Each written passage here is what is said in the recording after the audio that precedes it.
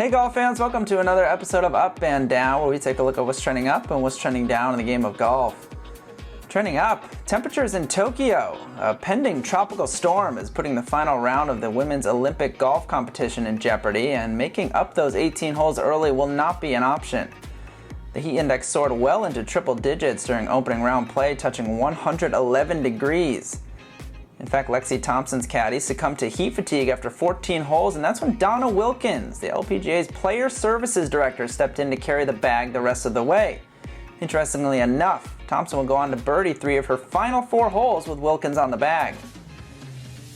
As if winning an Olympic medal weren't challenging enough, players will have to deal with these conditions throughout the week, and perhaps it's fitting that at the Olympics, conditioning will play as big a role as any in determining the podium.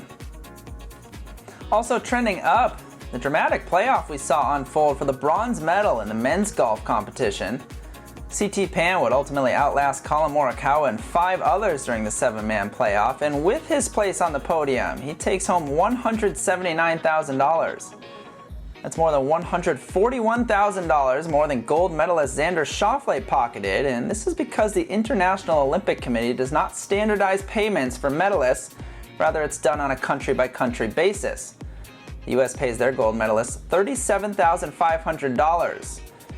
If you're wondering what the most lucrative country is to take home a gold medal, Singapore pays their athletes $738,000 for the top spot on the podium.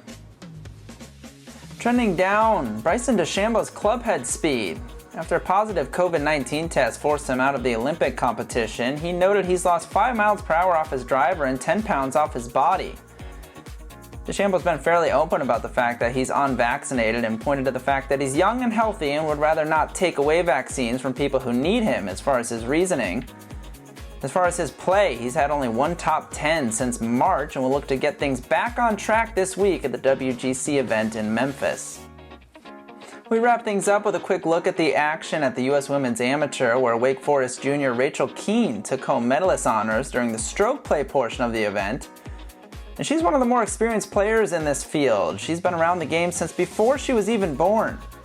That's because her mother Brenda played the 2001 U.S. Women's Open while 8 months pregnant with Rachel.